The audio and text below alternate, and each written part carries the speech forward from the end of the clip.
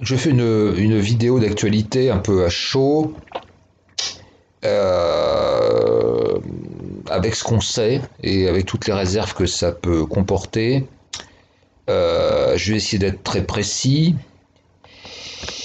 Euh, donc apparemment un homme de 84 ans qui était membre du Rassemblement national, qui se serait peut-être présenté à des élections et qui a tiré sur des gens. Alors on ne sait pas si c'est dans ou aux alentours d'une mosquée à Bayonne.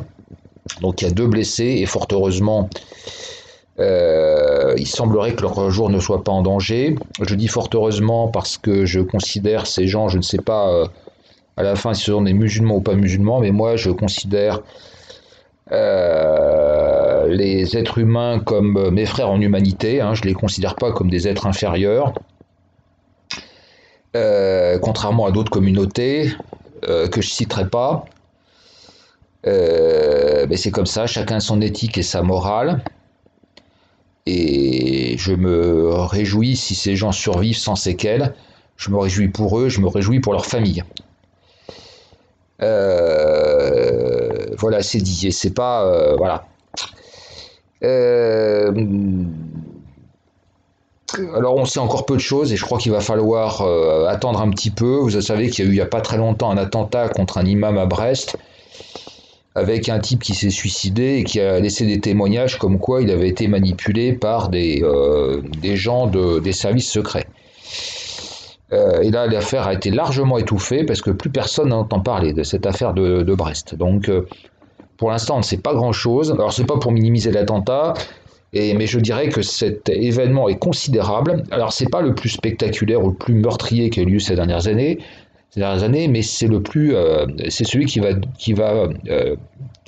me semble fait le plus tomber les masques et qui me permet de poser des interrogations fondamentales quant à l'avenir de notre pays. Alors on a d'ores et déjà des réactions. Donc Adrien Quatennens, bon bah ça c'est le parti des traîtres, donc éternel, de ceux qui crachaient sur les blessés qu'on ramenait de la guerre d'Indochine, un peu le même style, qu'on refusait de débarquer, notamment la CGT, etc.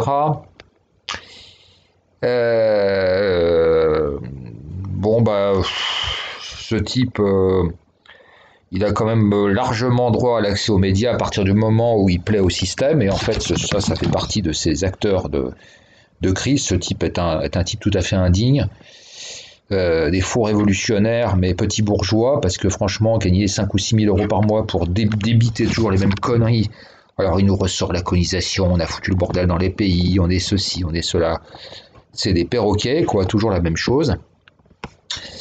On a la réaction de Samia Ghali, la girly élue de Marseille. Alors, très girly, elle montre ses cheveux, elle est bien en rose, très souriante, très ceci, très cela. Mais comme beaucoup d'autres élus un petit peu de son genre, il n'empêche que son action est clairement communautaire, puisqu'elle demande le retrait de la discussion sur une loi gadget là qu'on veut discuter. J'ai l'impression que c'est le port du voile dans les sorties scolaires. Vous voyez, comme si c'était... c'est grotesque, quoi, ce type de loi. Voilà, donc elle affiche un air sympathique, elle affiche un air très ceci, très cela, mais n'empêche que quand on voit ce qu'elle défend, c'est une communautariste. Voilà, mais ça les gens s'en rendent même pas compte, parce qu'il suffit, vous savez, en France, il suffit de faire un joli sourire et tout passe.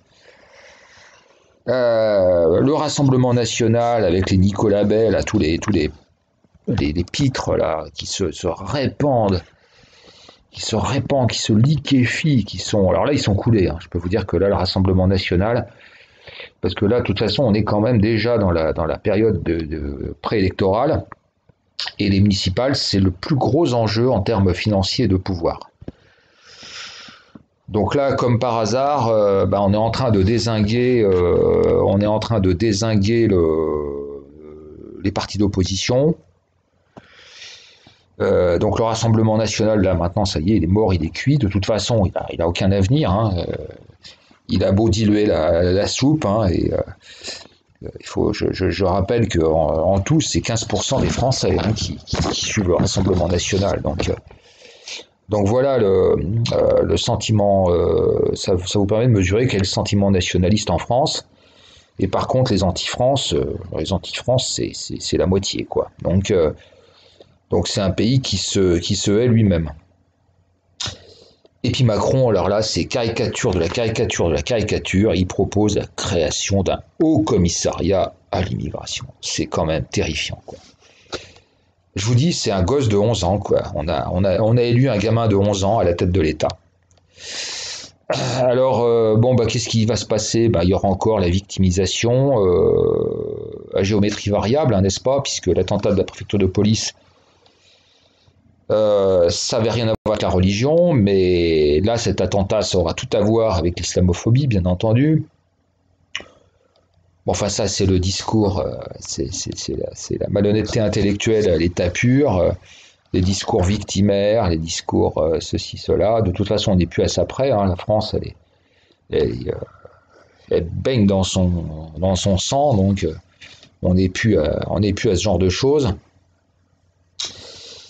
Et donc ça, c'est pas très étonnant.